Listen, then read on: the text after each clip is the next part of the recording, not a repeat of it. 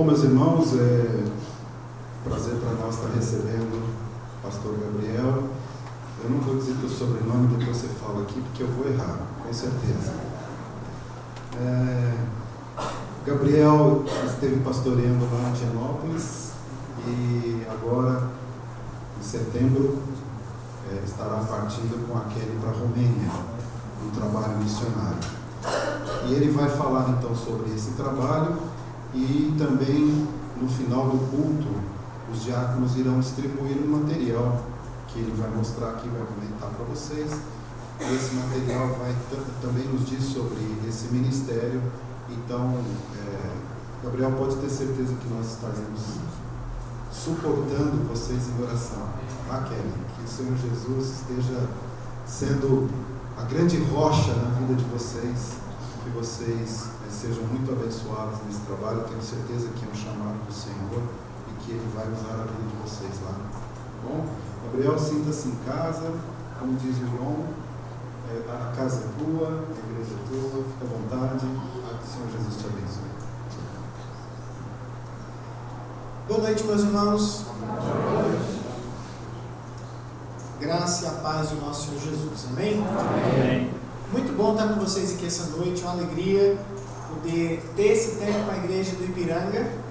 Eu acompanhei um pouco que indiretamente, um pouquinho da história dessa igreja. Eu estava sentado aqui lembrando que no dia em que houve a organização eclesiástica dessa igreja, o Ari veio para cá e eu fiquei lá em Genópolis pregando. Eu falei, poxa, e hoje eu poder estar aqui, ver vocês, ver essa igreja cheia, ver vocês louvando a Deus, aprendendo mais do Senhor, é para mim gratificante ver que a obra é do Senhor. Eu louvo a Deus pela vida do Ion, que temos podido caminhar um pouquinho junto nesses últimos anos.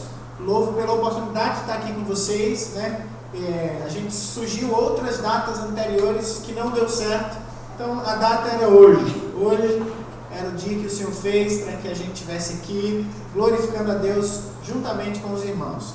Queridos, o meu tempo com vocês vai ser dividido em dois momentos, o primeiro mais curto e o segundo um pouquinho maior.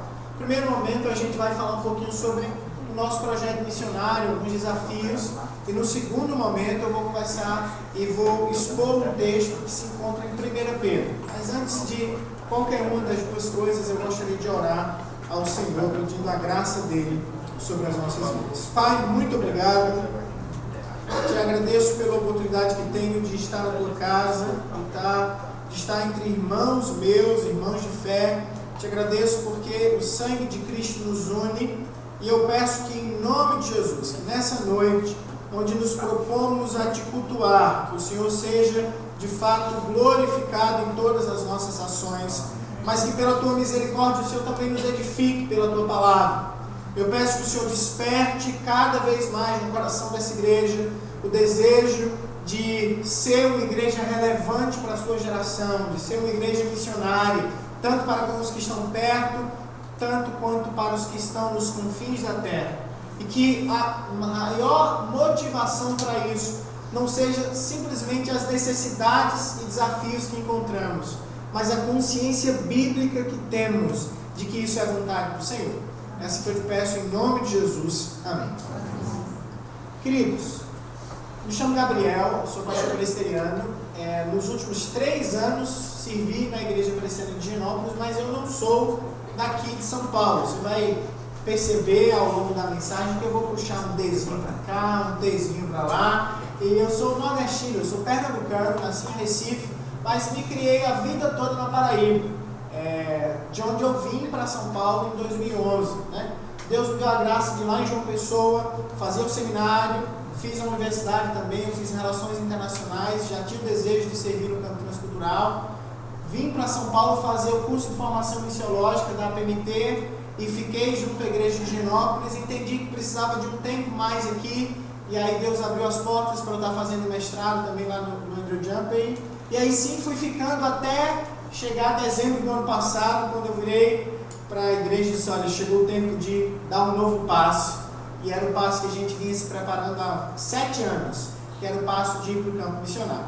A Kelly, a minha esposa, toda vez que eu vou nas igrejas, agora vai ser mais claro ainda, né? Até a pedido dela, ela fez, a mordida para o pessoal que eu não sou tão nova quanto eles pensam que eu sou. Porque às vezes o pessoal fica pensando que eu estou levando um adolescente para o campo missionário. Eu quero dizer, isso não é verdade. Se você tem dúvidas, pergunte a ela depois da idade dela. Mas antigamente eu dizia que ela tinha feito nutrição, que ela fez mestrado, para ver se a pessoa fazia conta, mas não dava jeito, todo mundo dava 18, 19. Eu falei, não, vou ser mais claro, né? A Kelly, natural de João Pessoa também, teve a oportunidade de fazer nutrição lá na Universidade Federal e com vistas a servir melhor o Senhor, ela fez um mestrado na área de saúde pública, saúde coletiva. Lá em João Pessoa ela ainda fez um curso básico de teologia e veio para São Paulo para fazer o mesmo curso que eu fiz em 2011, ela fez em 2013. Vamos mais um pouquinho. A nossa agência é a APMT, a Agência Presbiteriana de Missões Transculturais, é a agência da nossa denominação. Hoje nós somos 150 missionários em cerca de 40 países. Nunca fizemos tanto, mas falta fazer tanta coisa ainda, gente. Só para vocês terem ideia, nós somos no Brasil cerca de 1 milhão de presbiterianos hoje. Temos quase 10 mil pastores, 8 mil igrejas e temos incríveis 150 missionários no campo missionário transcultural. Tem muito para fazer ainda, não tem, gente? Tem muita coisa, mas a boa notícia é, nunca fizemos tanto, nunca nos envolvemos tanto. Deus tem despertado a igreja presbiteriana a se envolver mais com a obra missionária transcultural. Para onde nós pretendemos ir? Queridos, nós pretendemos ir para a Romênia. A Romênia é esse país de amarelinho que vocês estão vendo aqui, que é um país do extremo leste.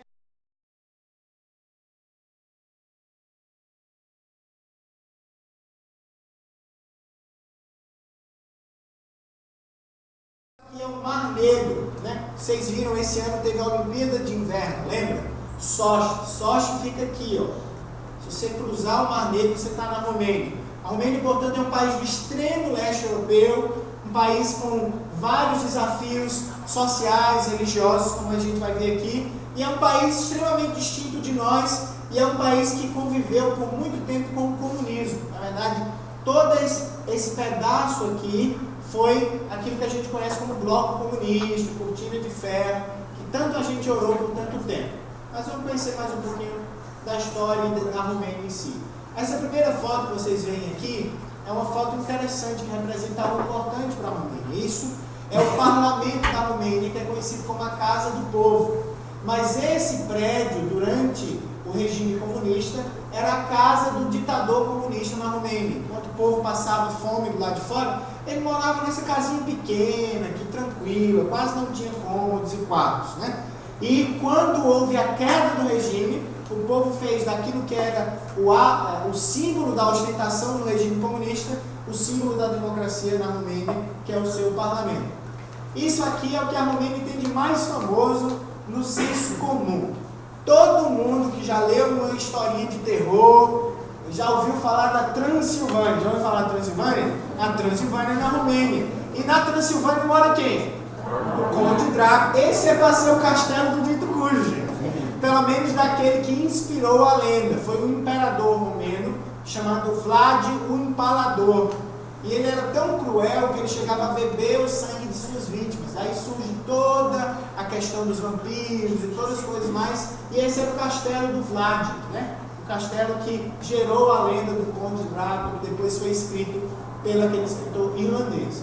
Aqui embaixo, gente, é o que os nordestinos estão temendo, com muita força no coração. Quando vocês estiverem aqui em janeiro, São Paulo, 30 graus, aquela chuvarada no final do dia, lembre que tem um casal de missionários que passou na igreja de vocês, que está a menos 15 na Romênia. Só isso, só menos 15. Né? Na Romênia chega a congelar o mar, em algumas épocas do ano, que é o Mar Negro. Então, gente, isso aqui é uma estação de trem na cidade que a gente vai morar, na cidade de Bucareste, na época do inverno. Nós vamos conhecer um pouquinho da história desse povo. Gente, a Romênia sempre foi um povo dominado por outro povo. A Romênia foi inicialmente uma colônia prisional do Império Romano, daí veio o nome, Romênia, e daí vem a língua. É o único país do leste europeu de língua latina, é a Romênia, com a língua mais próxima do latim, de todas as línguas latinas, é o romeno. Depois caiu na mão do Império Húngaro, do Império Austro-Húngaro, do Império Turco-Otomano, depois caiu na mão do nazismo, E aí, com o final da Segunda Guerra, caiu na mão do bloco soviético e ficou 27 anos debaixo de um dos regimes mais opressivos do comunismo no leste europeu. Na verdade, a Romênia era a vitrine ocidental do comunismo. Então, houve grande, vamos dizer assim, investimento de Moscou na Romênia em termos de ditadura comunista. Então, nós tínhamos arquitetura típica comunista lá e impregnou-se também um pouco na mente do povo o ideal comunista. No dia 25 de dezembro de 1989, uma semana depois da queda do Muro de Berlim, ocorre a Revolução Romena, que essa foto aqui é desse dia, que foi o dia onde eles depuseram o ditador romeno, que era o senhor aqui, o Nicolau Ceausescu. Ele caiu no dia 25 de dezembro de 1989, de uma maneira bem cruel. O povo estava tão revoltado com o regime que nunca em toda a história da Romênia tantos civis se voluntariaram para serem carrasco de uma execução pública. Porque o Nicolau Ceausescu e toda a sua família foram executados em praça pública. Então é algo muito marcante na história da Romênia esse período do comunismo. Isso gerou algumas demandas. Em termos de povo, é um povo de maioria romeno, com algumas minorias. Em termos de religião, a Romênia é majoritariamente ortodoxa. O que é ortodoxa? No ano de 1054 há um cisma, uma divisão entre a Igreja Católica Ocidental, que fica com sede em Roma, obedecendo ao Papa, e a sede da Igreja Oriental passa a ser Constantinopla. E aí que surge a Igreja Ortodoxa. É o catolicismo oriental, com algumas vertentes um pouco diferentes, não obedecem ao Papa em Roma, mas obedecem ao patriarcado. Então, é uma religião extremamente opressora também. Eu gosto muito de dizer uma coisa quando eu estou falando da Igreja Ortodoxa Romena. Vocês estão aqui num lugar agradável, num banco bom, assim, acolchoado. Na Romênia, queridos, a missa da Igreja Ortodoxa dura 3 horas e não tem banco na igreja. Só quem senta é o patriarca, lá em cima. Então, o pessoal passa 3 horas ouvindo uma mentira. Por favor, me ouçam 40 minutos, sentadinho, tranquilo, sem sair muito. Dá para escutar, não é? Tem gente ouvindo por muito tempo uma coisa que infelizmente não é uma verdade. O protestantismo na Romênia é apenas 4,2%. Na cidade que a gente vai trabalhar, apenas 1%. Gente, isso é muito pouco. Estima-se que no Brasil, num domingo à noite, se reúne mais crente do que em toda a Europa junto. Pra vocês terem ideia de como está a coisa difícil na Europa, e principalmente no leste europeu. A maioria dos países tem menos de 1% de protestantes. Então, é um desafio muito grande que a gente tem em termos de religiosidade lá. Além disso, nós temos uma problemática a mais, que é a problemática dos ciganos. A Romênia é o país onde existe mais ciganos no mundo. Estima-se que 2,5 milhões de ciganos moram hoje na Romênia. Vocês sabem qual é o segundo país em termos de porcentagem de ciganos no mundo? Não sabem? O Brasil. 800 mil ciganos moram no Brasil. A maioria deles de etnia Calon, uma etnia diferente da Romênia, lá eles são romani. Mas o fato é que a semelhança do Brasil é um povo extremamente marginalizado, é um povo de língua própria, cultura própria, um povo extremamente místico, tanto que quando a gente ouve falar de cigano, a gente pensa em 2 coisas: ladrão e lê a mão, não é? É isso que a gente lembra de cigano. E de fato, só para vocês terem ideia, a Romênia é o único país no mundo onde bruxaria é profissão de carteira assinada. Pra vocês terem ideia da Romênia como é que é. Ser bruxo tem carteira assinada lá. E o que é interessante é que no dia que foi votar isso no parlamento, todas as bruxas da Romênia foram para a escada do parlamento, dizendo que iam fazer magia se votassem positivamente para com a lei, porque elas não queriam pagar imposto. Então elas não queriam ter carteira assinada, porque elas não queriam pagar imposto. Só para vocês terem um pouco dessa ideia. É um povo socialmente muito marginalizado também. Por exemplo, foi feita uma pesquisa e 9 em cada 10 romenos disseram que não queriam ter um cigano na família. E foram entrevistar um cigano, isso é uma frase bem famosa, e ele diz assim: eu prefiro ser mendigo no estrangeiro do que ser cigano na Romênia. Tamanha é a opressão para com esse povo. Então, o que é que nós temos feito? há 15 anos atrás, a Igreja Presbiteriana iniciou um trabalho lá numa cidadezinha chamada Mangália, que é quase Bulgária, quase no sul, quase chegando na Bulgária. E eles iniciaram uma associação, a Reverendo Gilberto e a Solange e a Irene, que não está aqui na foto, iniciaram esse processo de criar uma fundação com um braço social para atingir os ciganos e plantar uma igreja. E esse projeto foi crescendo e, de fato, hoje nós temos uma igreja plantada lá em Mangália e temos um projeto social que também funciona. No ano de 2010, se eu não me engano, a mala direta da PMT contava a história de uma criança que seria o 23º aborto de sua mãe. E aí ela encontrou o projeto social e hoje ela e a mãe são membros da Igreja Presbiteriana lá de Mangália. A Romênia é o segundo país do mundo em índice de aborto, só perto para a Somália. Vocês terem ideia da realidade lá. Com vistas a expandir o trabalho, no finalzinho do ano passado, nós somos recebidos como missionários de tempo integral da PMT para desenvolver um trabalho em Bucareste. Bucareste é a capital da Romênia. Estima-se que 2 milhões de habitantes moram em Bucareste, mas há uma presença de menos de 1% de protestantes, além de uma grande concentração de ciganos. Essa foto do lado direito é a foto de um bairro cigano na cidade de Bucareste. Imagina isso aqui com 1 metro de neve do lado de fora e sem calefação dentro. Muitos ciganos morrem todo inverno na Romênia. Então, nós temos o desafio de ir para Bucareste. Fazer o quê? Fazer 2 coisas. Plantar uma igreja de fé reformada naquele país, plantar uma igreja em Bucareste e tentar fomentar dentro da mentalidade do nativo a necessidade de plantar igrejas, de plantar novas igrejas, porque é plantando novas igrejas que Deus vocaciona crentes, que crentes são maturados, amadurecidos, discipulados e plantam outras igrejas e evangelizam e discipulam outros, e essa é a dinâmica do reino. Então plantar a igreja é o nosso foco, mas com vistas a alcançar os ciganos, a gente quer iniciar um projeto de ação social, tendo por foco a saúde, e aí entra a formação da Kelly, mais especificamente, para a gente criar um braço de assistência para com esse grupo, com vistas a evangelizá-los, a criar laços para evangelizá-los. Para isso a gente tem algumas etapas.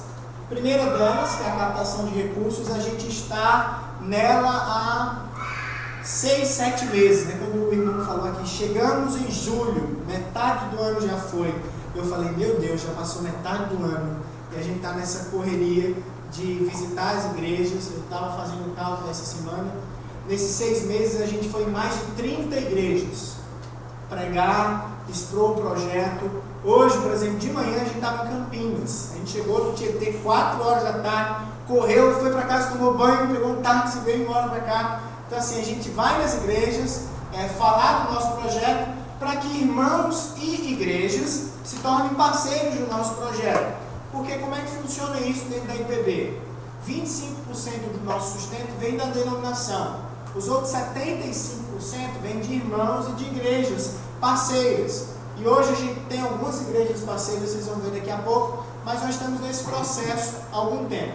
No dia 23 de setembro, a gente vai para a Romênia e inicia esse segundo processo aqui.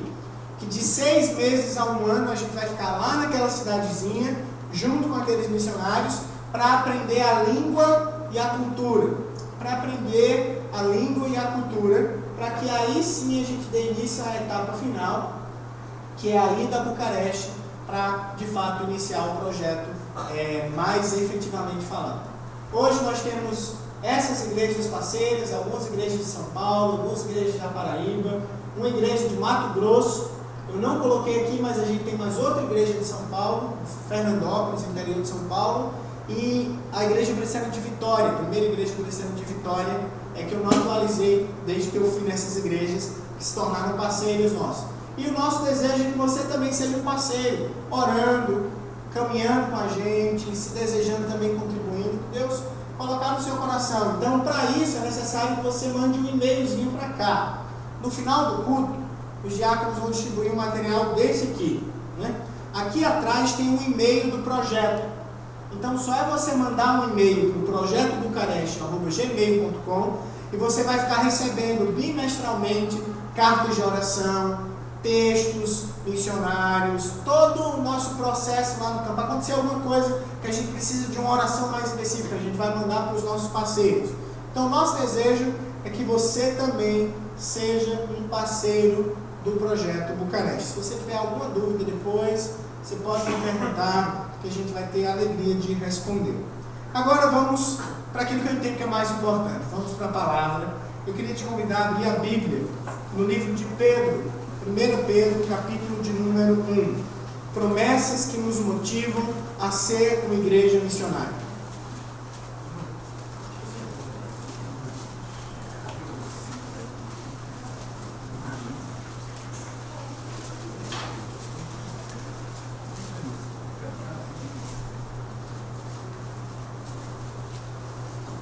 Pedro, capítulo 1, verso de número 1 ao verso de número 9.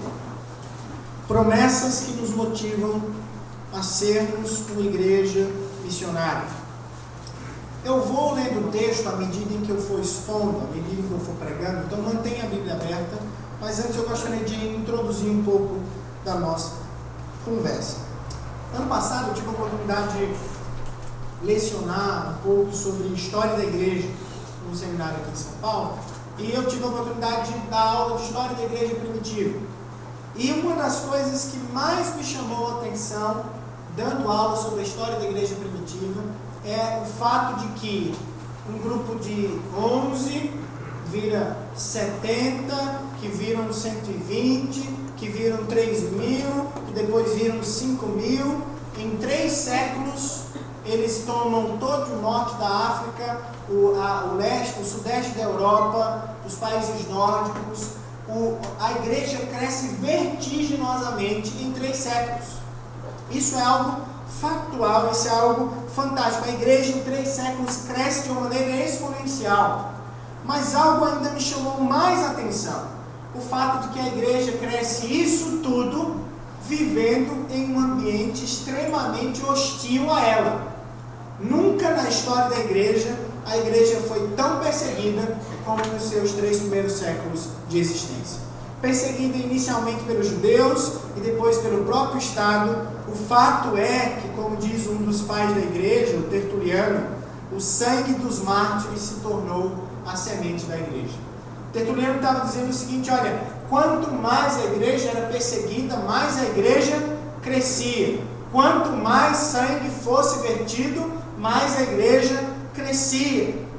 Ele ainda afirmou algo interessante num livro dele sobre a presença cristã já no 2º século. Olha o que ele diz. Ele diz assim: nós somos um grupo novo. Ele está falando dos cristãos.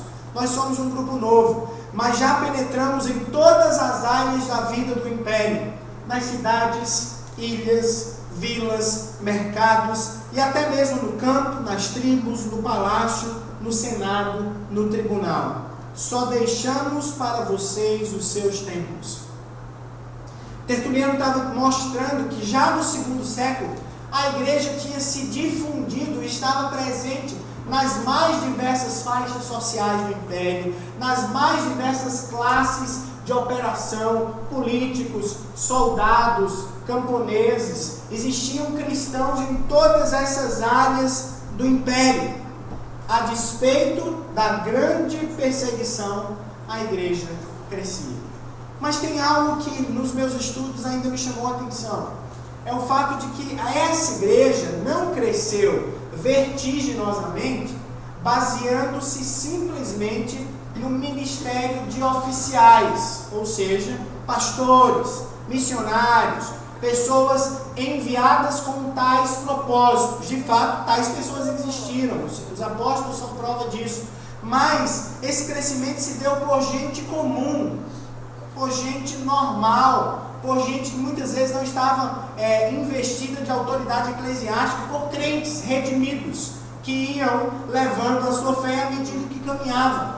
Dr. Alderim diz o seguinte sobre esse período: o cristianismo crescia espontaneamente através do testemunho de cristãos anônimos que no seu dia a dia compartilhavam informalmente a fé com seus parentes, amigos, vizinhos, conhecidos e colegas de trabalho. Quando a igreja era perseguida, os cristãos eram dispersos e todo cristão se compreendia como missionário, aonde quer que ele estivesse, e ele pregava o Evangelho, e na verdade, em vez do cristianismo estar sendo combatido, o cristianismo estava sendo espalhado e crescendo vertiginosamente. Então, pensando nisso tudo, me surgiu uma pergunta: qual era o impulsionador da igreja primitiva? O que fazia da igreja primitiva uma igreja tão missionária?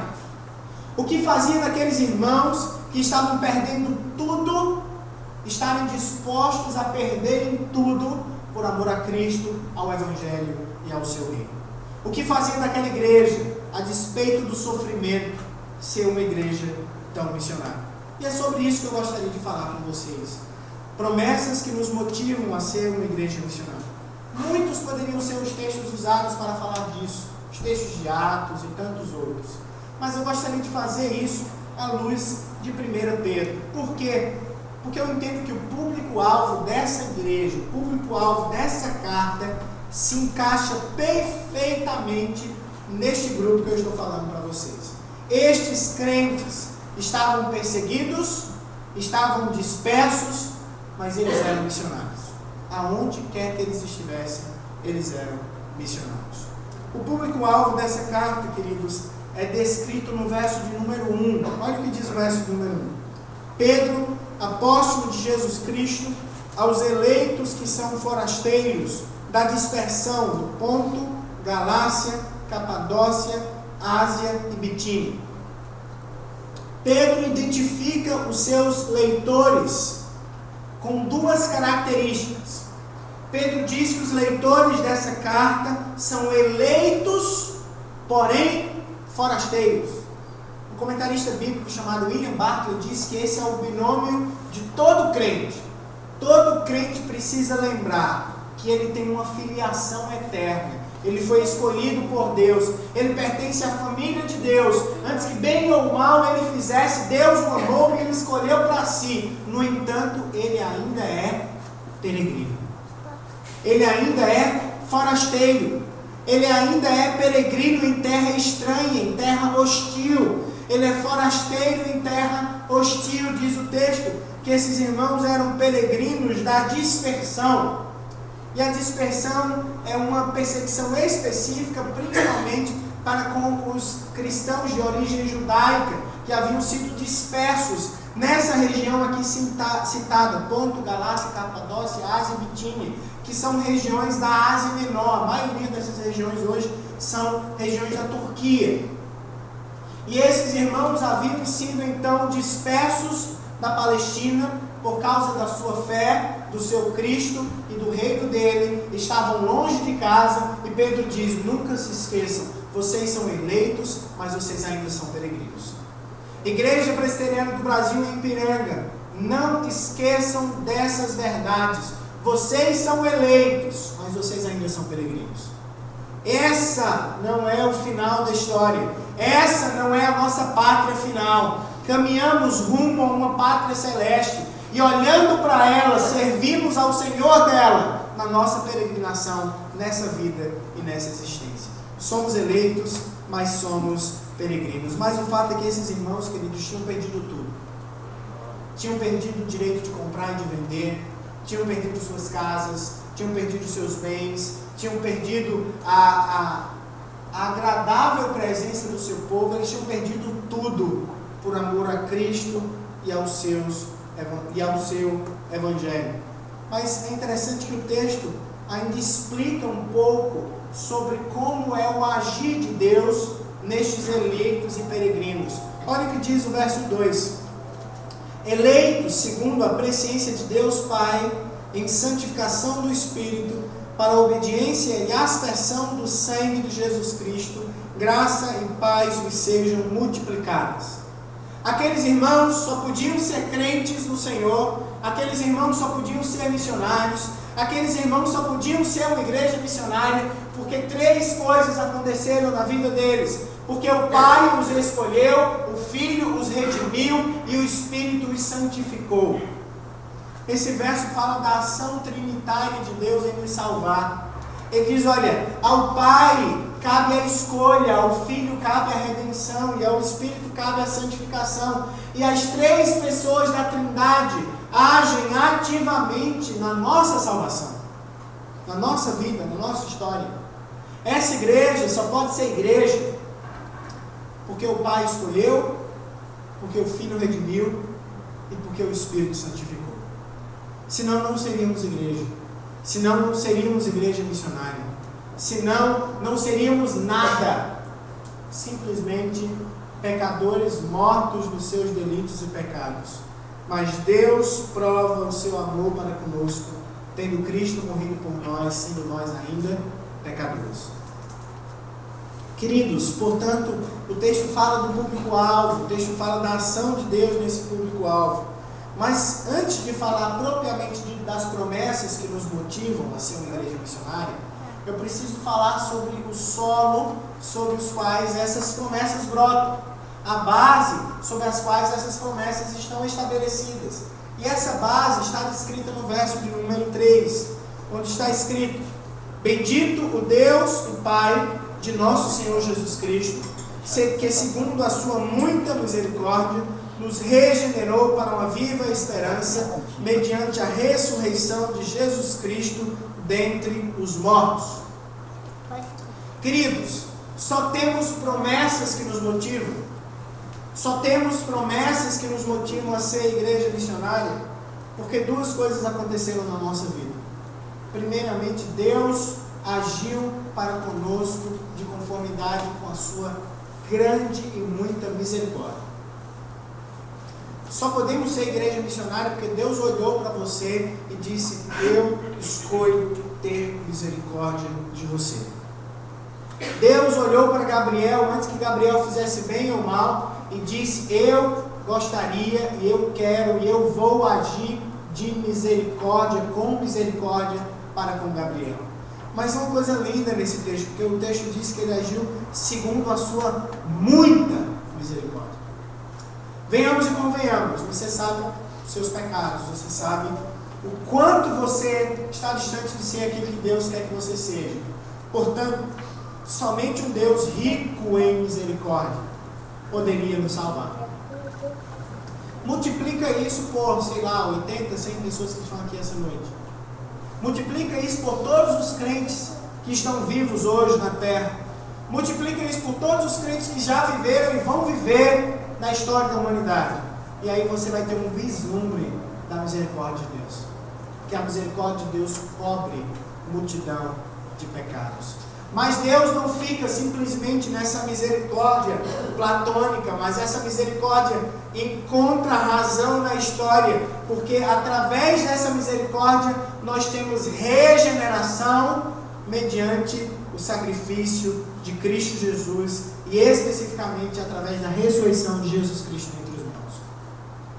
As promessas que eu falarei a partir de agora, elas só são reais se sobre você está a misericórdia de Deus e se sobre você opera o poder da ressurreição do Filho de Deus, que nos dá regeneração, que nos livra do poderio do pecado, que nos liberta do império das trevas e nos faz habitar no reino do Filho do seu amor. Só podemos ser igreja missionária. Só podemos ser igreja missionária porque o Pai teve misericórdia e porque o Filho nos redimiu. Louvado seja o nome do Senhor. Vamos agora citar as promessas e conversar sobre elas. Quais promessas esse texto nos ajuda a entender, que nos inspiram e nos motivam a sermos uma igreja missionária? A primeira promessa que eu tenho aqui é a promessa de uma herança em meio ao caos. Notem o que diz o verso número 4. Nós somos regenerados para uma herança incorruptível, sem mácula, imarcessível, reservada no céu para vós outros. Primeira promessa que fazia a igreja de Pedro, a igreja da epístola de 1 Pedro, ser uma igreja missionária, era o fato de que eles tinham uma promessa de uma herança em meio ao caos. Gente, tenta imaginar o quanto essa promessa foi doce aos ouvidos daqueles homens. Eu disse para vocês que eles tinham perdido tudo. Eu disse para vocês que eles tinham deixado casa, bens, amigos, riquezas, não podiam comprar, não podiam vender, não podiam fazer mais nada por amor a Cristo, mas Pedro lembra a eles: vocês não abriram mão de algo tão grandioso quanto que eu tenho reservado para vocês, quanto que Deus tem reservado para vocês. Vocês têm uma herança. Nós precisamos lembrar disso. Nós temos uma herança. E essa herança é tão grandiosa que ela não pode ser descrita positivamente, mas somente negativamente. Vou tentar explicar isso. Você já viu algo tão bom que você não consegue dizer o que ele é, mas você pode dizer o que ele não é? Isso é a nossa herança. É algo tão grandioso que Pedro não consegue descrever o que ela é, mas Pedro pode dizer o que ela não é. E entendendo o que ela não é, a gente compreende melhor o que ela é. Primeira coisa, a primeira negação que mostra um pouco da grandeza da nossa herança é o fato que a nossa herança ela é incorruptível. A ideia do termo grego aqui é que a nossa herança jamais pode perecer. Tudo na nossa presente existência é corruptível. Tudo perece. A gente nasce e começa a morrer. A comida que está na geladeira pode passar o tempo que for, ela vai estragar. Tudo perece na nossa presente existência. Nós vivemos num mundo corruptível. Por isso, querido, que nós nos cansamos, nós nos fatigamos, nós ficamos doentes, nós padecemos as dores de um mundo corruptível, porque de fato o nosso corpo é corruptível, o nosso mundo é corruptível, nós somos maculados pelo pecado, portanto somos corruptíveis, mas a nossa herança não. A nossa herança é incorruptível. A nossa herança não perece. A nossa herança não existe hoje e está perdendo o seu valor, mas a nossa herança permanece grandiosa para sempre. Não importa a dureza do tempo presente, nós temos uma promessa, caminhamos com uma herança que é incorruptível. Segunda coisa, queridos, é que essa herança seria imaculável, sem mácula, que é outra coisa completamente oposta à nossa primeira e à nossa atual existência, não é?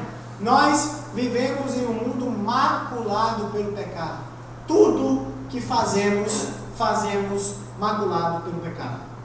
Eu estou pregando a vocês nessa noite, mas o meu intelecto e o meu espírito têm a mácula do pecado. Eu não prego perfeitamente por isso. Nós cantamos ao Senhor e cultuamos a Ele, mas somos maculados pelo pecado.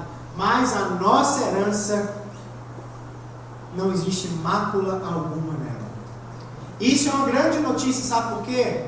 Porque a Bíblia diz que na presença do Senhor não pode habitar pecado algum. E se o texto está dizendo que a nossa herança é sem mácula e que nós estaremos nela, o texto está lembrando que chegará um dia em que nós não seremos mais maculados pelo pecado, mas seremos completamente expurgados de todo mal. E não haverá mais resquício nenhum do pecado na nossa vida e na nossa história. A nossa herança é sangue. E por último, queridos, essa herança aqui descrita, essa herança em meio ao caos, é uma herança imarcessível. Palavra bonita, né? Agora a gente não sabe o que significa, venhamos e convenhamos, né? Ninguém diz, fulaninho está imarcessível. Ninguém fala isso mais, né, gente? O que é imarcessível? Imarcessível é algo inalterável. É algo que não perde o seu valor. Meu pai trabalha com automóveis. Se você compra um carro zero, você sai da concessionária, ele vale 30% a menos se você cruzou a rua. Não é? A nossa herança não é assim.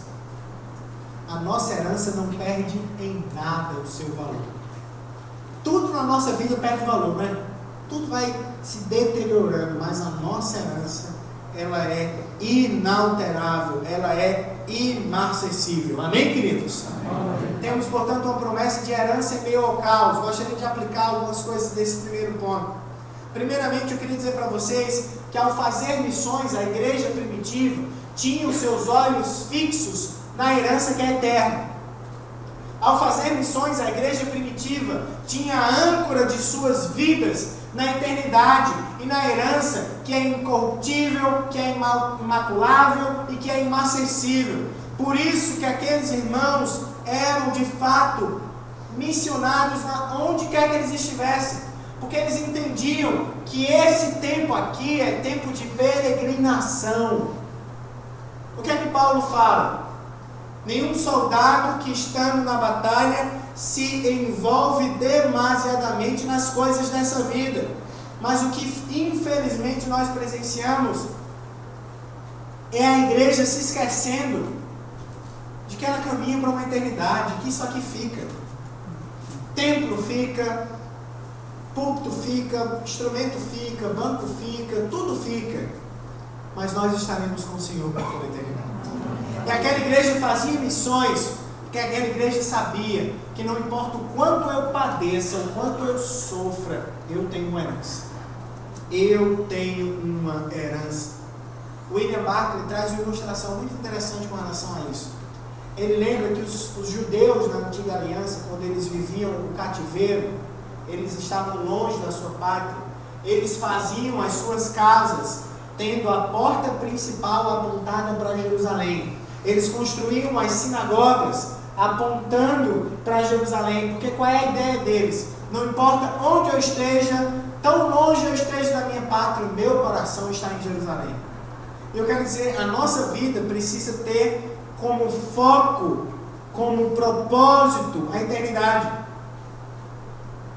E com a âncora da nossa alma presa na eternidade, nós passaremos nessa história, não como pessoas que se envolvem demasiadamente naquilo que não agrada ao Senhor, não como pessoas que querem ajuntar pequenos tesouros onde a traça corrói, onde o ferrugem corrói, onde o ladrão rouba, mas nós passaremos nessa vida como peregrinos que ajuntam tesouros na eternidade, onde a traça não corrói, onde a ferrugem não corrói, onde o ladrão não rouba, mas tesouros que são preciosos para o Senhor.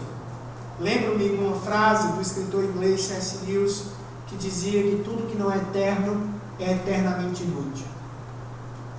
Quantas as vezes nós, enquanto igreja, não nos envolvemos em questões eternamente inúteis?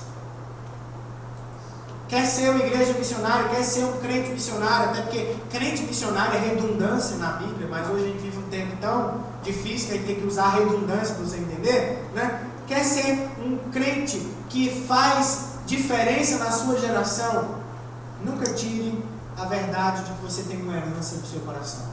E aí você nunca vai se envolver demais aqui, porque você caminha para uma herança incorruptível, sem mácula e inalterável. Segunda promessa.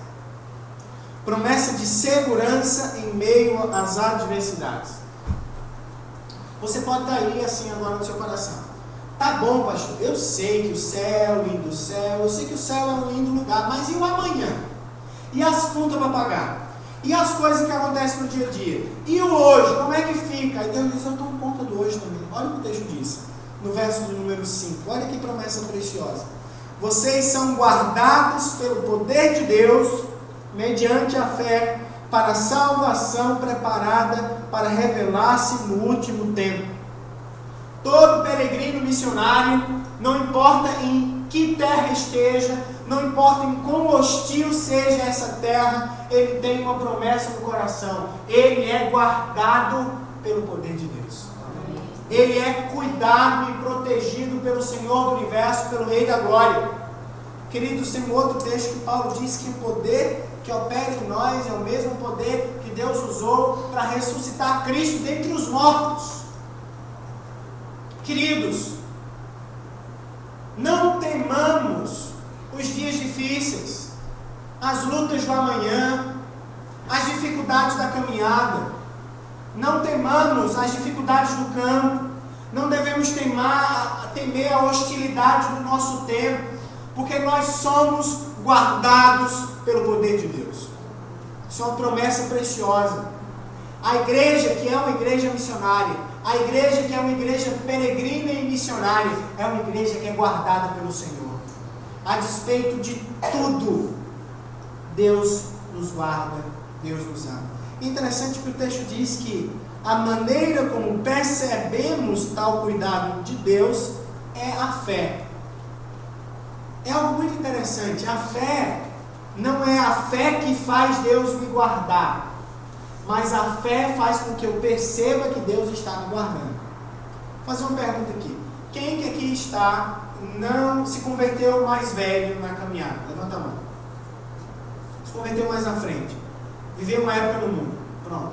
Você pode lembrar algumas vezes ou muitas vezes que você fez um monte de coisa que desagradava ao Senhor, você estava lá naquela festa louca, que você estava longe de Deus, que você bateu o carro, que você fez um monte de coisa e que Deus lhe guardou, mesmo que você não estivesse percebendo isso?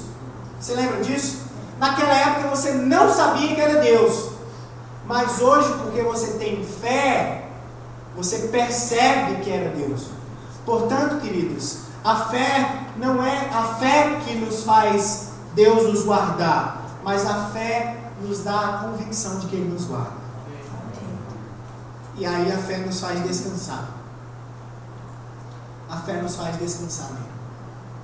Esse é um tempo que eu e Kelly tínhamos uma certa ansiedade, né, amor? Era um tempo que, para quem está envolvido com igreja local, pastor de igreja local, e chegou a época da gente sair da igreja local e se lançar na caminhada missionária, sem nada muito fixo, sem nada muito certo. E no meio do ano passado, a gente tinha casado, tinha acabado de casar, eu virei para Kelly e fiz: amor, esse é o meu último semestre da IPH, a gente está saindo, vai para o missionário.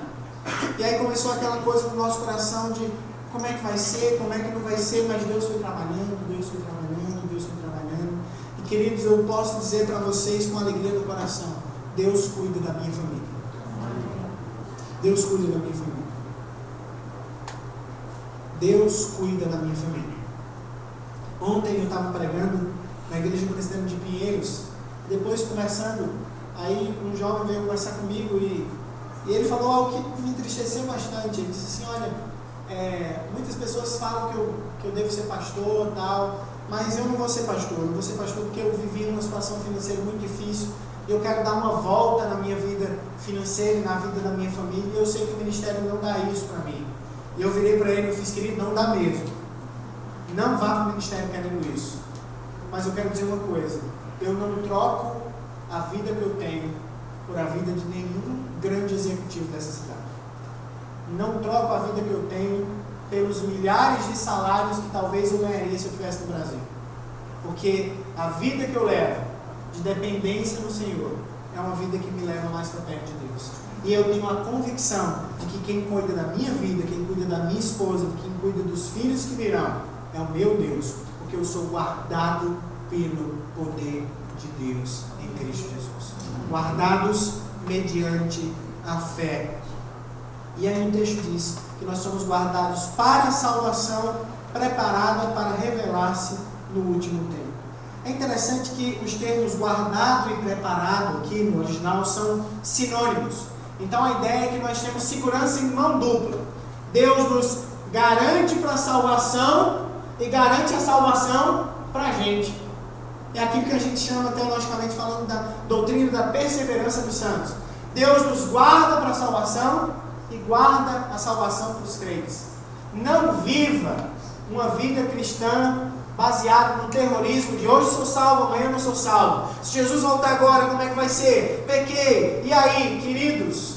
Deus nos guarda para a salvação. Porque se fosse nós que tivéssemos que nos guardar, nunca nos guardaríamos. Concorda comigo? Mas Deus nos guarda para a salvação e guarda a salvação para aqueles que são seus. Gostaria de aplicar algumas verdades dessa segunda promessa, promessa de segurança em meio às adversidades. Queridos, uma das grandes razões pelo qual o crente não faz missão e pelo qual a igreja não faz missão é porque a gente tem medo, não é? O crente fica assim: eu não vou ser missionário lá na minha escola, no meu trabalho, porque o pessoal vai pensar que eu sou meio doido, o pessoal vai ser um negócio meio estranho, a gente tem medo, fulaninho vai pensar o que de mim, como é que vai ser, tudo. A igreja às vezes fica assim: poxa, a gente sabe que precisa investir mais em missões, a gente sabe que a gente precisa se envolver mais em missão, mas como é que vai ser? Tem conta para pagar, tem coisa, e como é que vai ser? Eu queria dizer, lance esse medo na conta de Cristo, porque Ele guarda você. Ele nos guarda. Ele o guarda no seu ambiente de trabalho, se você for missionário lá. Ele guarda uma igreja que se lança na caminhada missionária. Não temamos os medos, pois Ele nos guarda. E essa é a grande promessa da grande comissão. Jesus diz assim: olha, e eis que estarei convosco todos os dias até a consumação dos séculos. Essa é uma promessa para uma igreja missionária, para uma igreja que está indo, discipulando e ensinando a guardar todas as coisas. E fazendo isso, Jesus está dizendo: não temam os confins da terra, porque eu estarei com vocês todos os dias até a consumação dos séculos. Outra coisa que eu gostaria de aplicar ainda sobre esse segundo ponto é a verdade de que a segurança da sua salvação está em Deus e não em você. Porque eu tenho convicção de que eu sou salvo? Porque a minha salvação depende de Deus e não de mim. Porque se dependesse de mim, eu não poderia ter tal convicção. Mas, como diz Paulo, nem a morte, nem a vida, nem anjos, nem principados, nem coisas do presente, nem do porvir, nem poderes, nem alturas, nem principados, nem potestades, nem qualquer coisa poderá nos separar do amor de Deus que está em Cristo Jesus. Nem você mesmo. Nem você mesmo. E isso é uma boa notícia, queridos. Infelizmente, alguns ramos do evangelicalismo brasileiro vivem um evangelho opressor no que tange a segurança da salvação. Mas a segurança da salvação vem do Senhor. Por isso podemos nos alegrar. Terceira promessa. Promessa de aperfeiçoamento em meio à provação. Diz o verso 6: nisso exultais, embora no presente, por breve tempo, se necessário, sejais contristados por várias provações. Esse verso é a prova cabal de que Pedro não estava louco de falar de um monte de... Parece que Pedro esqueceu que o pessoal dele estava sofrendo. Não. Pedro diz assim: olha, vocês vão exultar. Daqui a pouco eu vou falar da exultação, da alegria.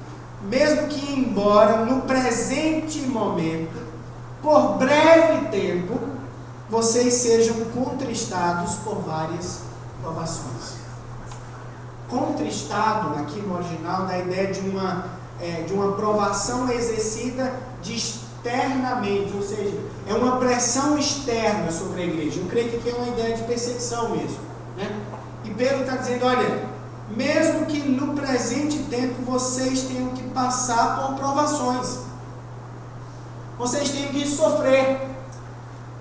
É interessante que a teologia da prosperidade, um dos grandes males da teologia da prosperidade para a igreja brasileira, foi dizer que crente não sofre. E eu quero dizer uma coisa: não sei que Bíblia esse povo lê, porque a minha não é. Porque na minha, crente sofre. E na minha, eu vou além. Na minha, Deus usa o sofrimento para ensinar os crentes a serem crentes melhores. Agora, a teologia bíblica faz algo fantástico. A teologia bíblica diz o seguinte: tenha propósito no seu sofrimento. Porque você vai entender que o seu sofrimento não é fruto do acaso, mas é uma pedagogia divina tratando o seu coração e te moldando ao caráter de Cristo. Mas olha que doce promessa tem aqui. Mesmo que por breve tempo. Por breve tempo. Não, qual o irmão que mais é experiente aqui? Ou seja, quem mais viveu aqui dos que aqui estão? Quem tem 80 anos? Deixa eu ver com 80 anos aqui. Olha que teve gente que levantou a mão. 70, 80, irmã, levantou lá atrás. 80 anos. Viveu muito, não viveu? Glória a Deus. Amém? Vai viver muito mais. Glória a Deus por isso. Mas, gente, eu quero perguntar uma coisa. Vamos dizer que a gente vivesse 150 anos, tá bom? 150, tá bom? 150 anos comparado com a eternidade é o quê? Nada. 150 anos comparado com a eternidade é um breve tempo. O que Pedro está dizendo é o seguinte: Mesmo que você sofra a vida toda, todos os instantes, segundos, milésimos da sua existência, isso ainda será um breve tempo comparado com a eternidade que Deus tem reservado para vocês. Mas o nosso sofrimento não é em vão, e isso fica claro no verso 7.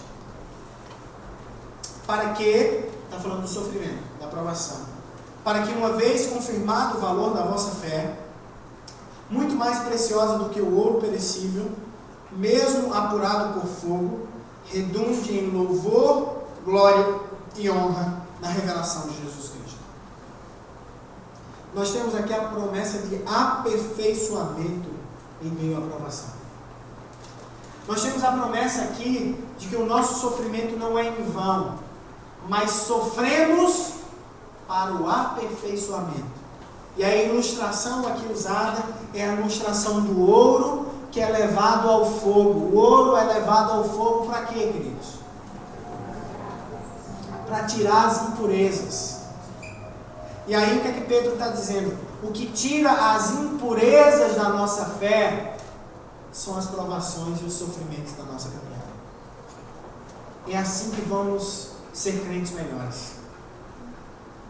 E a razão última do nosso sofrimento, queridos, está escrito no final do verso 7, para que no dia de Cristo Jesus, nossa vida redunde a Ele louvor, glória e honra.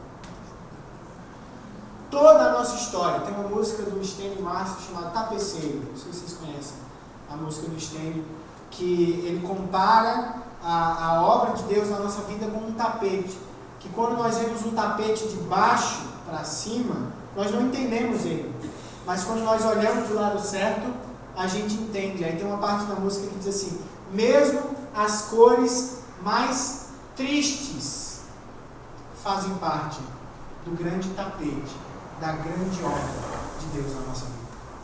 E o final do nosso sofrimento é eu ter a convicção de que no dia de Cristo Jesus eu louvarei mais, eu glorificarei mais e eu honrarei mais por tudo que temos passado nessa vida. Gostaria de aplicar algumas verdades sobre essa terceira promessa. É a certeza, queridos, que a caminhada não é fácil, tá? Se alguém diz para você que ser crente é fácil demais, é de vitória em vitória, de carro novo em carro novo, de apartamento em apartamento, eu quero dizer que esse camarada não leu muito bem a Bíblia, não. Eu quero dizer, a vida cristã vai ter sofrimentos. Mas eu tenho uma boa notícia para vocês. É que todos esses sofrimentos são controlados por alguém que lhe ama. E que está lhe ensinando e lhe moldando para ser um crente melhor. Mais louvor, mais honra e mais glória no dia de Cristo Jesus. Estamos sendo aperfeiçoados.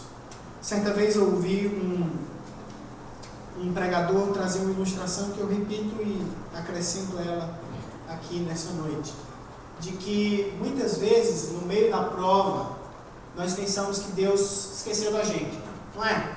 Quando está sofrendo, quando está doendo, a gente pensa, Deus esqueceu da gente. E aí ele lembra de uma coisa, lembra do seu período de colégio agora, dia de prova. Dia de prova é colocado a prova em cima da sua carteira, o professor volta para o birô e fica caladinho a prova toda. Mas estar calado não é estar ausente. Deus pode estar calado, mas Ele nunca está ausente. E eu digo mais, da mesma forma como um aluno que não entende determinada questão, levanta a mão e pede o auxílio do professor, da mesma forma Deus está com seus ouvidos atentos ao nosso clamor, no meio da nossa luta, para nos responder a cada uma das nossas aflições, a cada um dos nossos questionamentos, mesmo que com uma resposta que não nos agrade, mesmo que com, meu filho, a minha graça te basta, e o meu poder se aperfeiçoa na tua fraqueza. Somos aperfeiçoados na nossa caminhada. Última promessa, para a gente voltar para casa revigorado, sendo mais missionários e sendo uma igreja mais missionária. nós temos uma promessa de alegria em meio à dor. Olha o que diz o verso de número 8. A quem não havendo visto mais, e no qual não vendo agora, mas crendo, exultais com alegria indizível e cheia de glória, obtendo o fim da vossa fé, a salvação da vossa alma. Queridos, deixa eu perguntar uma coisa para vocês. Do verso de número 1 ao verso de número 8, a vida daqueles leitores originais tinha mudado da água para o vinho? Tinha. Eles continuavam sofrendo? Eles continuavam dispersos? Eles continuavam sem poder comprar, vender, sem ter propriedade? Continuavam alguns deles morrendo, padecendo e sofrendo? Sim. Mas eles podiam exultar, se alegrar. Por quê? O texto é claro. A quem não havendo visto amais, e no qual não vendo agora, mas crendo. O verso de número 8 aproxima esses leitores originais da minha vida e da sua vida. Alguém aqui viu Jesus curar Lázaro? Viu? Se você viu, você está mentindo. Alguém aqui estava no sepulcro no dia da ressurreição? Estava? Não. Nem aqueles irmãos. Isso aqui é segunda geração de crente. Porque o texto diz: vocês não o viram, mas vocês o amam. Vocês o amam. Vocês têm nele o maior anseio da vida de vocês. Qual é o resumo da lei? Amai, pois, o Senhor teu Deus de todo o teu coração, de toda a alma, de toda a tua força e de todo o teu entendimento. Amar a Deus é amar tudo que Ele ama. Amar a Deus é se dedicar a Ele plenamente. Amar a Deus é se entregar a Ele plenamente. O amor é a primeira marca distintiva do crente. Tanto que Jesus diz assim: olha, quando vocês amarem uns aos outros, o mundo vai saber que eu os amei, que eu os amei. Vocês não me veem, mas vocês me amam. Vocês continuam sem me ver, mas vocês creem. Aí é o segundo ponto do binômio aqui: amor e fé. Amor e fé muda a nossa maneira de ver a história. O amor é o ardente desejo que temos de fazer tudo por aquele que é o objeto do nosso amor. E a fé é a capacidade de confiar plenamente naquele a quem amamos. Nós devemos amar, mas nós devemos crer, confiar, entregar-se a Ele. E tendo amor e tendo fé, mesmo que as situações não mudem, mesmo que o mundo continue caótico, mesmo que continue tudo dando errado, nós podemos exultar com alegria indizível e cheia de glória. Nós podemos nos alegrar. Muitas vezes o ímpio não entende isso, né? Mas às vezes a vida da gente está de cabeça para baixo e a gente está alegre em Cristo Jesus, não é? O ímpio acha isso loucura. Como? Você está com a empresa falida, seu pai acabou de morrer, você perdeu um filho, como é que é isso? Mas eu amo o meu Senhor e eu creio nele, e eu creio que tudo coopera para o meu bem, por isso eu posso me alegrar a despeito das tristezas da vida, que são momentâneas. A minha alegria tem como porto seguro Cristo Jesus. Amém. Exultar, gente, é uma alegria incontida. E alegria incontida. Tanto que o texto diz assim: alegria indizível e cheia de glória. Você se alegra assim pela sua salvação? Você se alegra assim pelo Senhor na sua vida? Será que essa é a maior alegria que você tem? Diz o profeta: a alegria do Senhor é a nossa força. Exultar. Vou aplicar a última promessa e depois eu encerro. Eu quero perguntar para você: como anda o seu nível de amor e fé?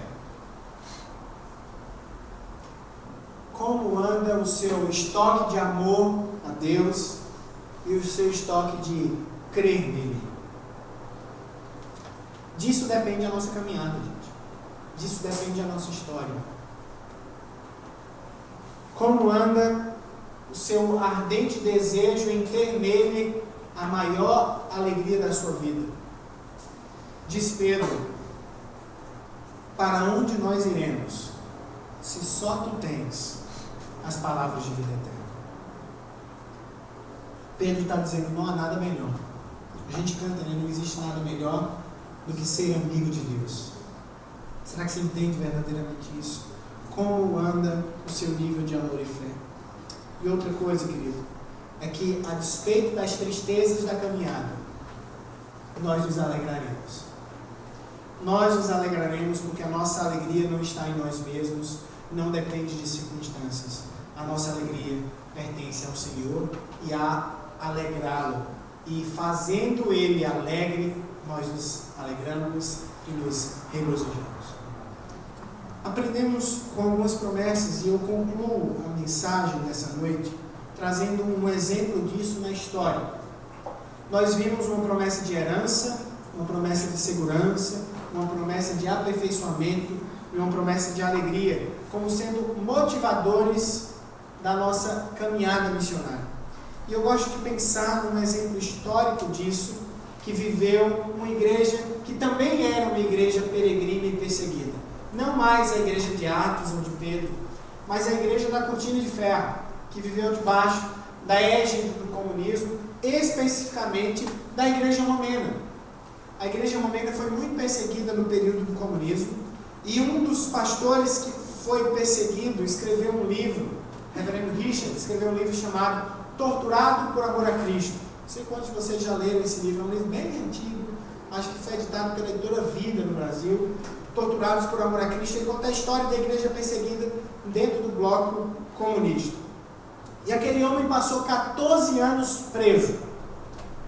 Só para vocês terem ideia, queridos, ele narra que durante 20 a 22 horas por dia eles ouviam uma fita ininterrupta que dizia: o cristianismo não presta, o comunismo é bom. O cristianismo não presta, o comunismo é bom. Durante 20 horas por dia, isso repetindo na sua cabeça. Chegaram ao cúmulo, queridos, de pegarem os ministros do Evangelho e fazer com que eles servissem a ceia aos seus irmãos da fé com fezes e urina dos próprios presos da prisão. E olha o que é que esse homem diz em um momento do seu livro. Quando olho retrospectivamente para os 14 anos que passei preso, recordo-me de que algumas vezes tive momentos alegres. Outros prisioneiros e até guardas muitas vezes se espantavam de que os crentes, sobre tão terríveis circunstâncias, pudessem se alegrar. Não nos podiam impedir de cantar, apesar de sermos açoitados por isso. Imagino que os rouxinóis também cantariam, embora soubessem que depois de cantar poderiam ser mortos. Os crentes na prisão dançavam de alegria. Isso só é possível porque aqueles irmãos eram movidos por promessas eternas. Por promessas que faziam com que eles passassem pelo martírio, por amor a Deus, por amor a Cristo, por amor ao Evangelho e por amor ao Reino. Isso fica mais claro ainda em uma outra história narrada no mesmo livro. Ele conta a história de um homem cristão que ia ser fuzilado no muro de fuzilamento por conta de sua fé. Lhe foi dada a oportunidade de falar com sua esposa, se despedir da sua esposa. E ele diz assim para sua esposa: devereis saber que morrerei amando aqueles que me mataram. Olha o amor aqui.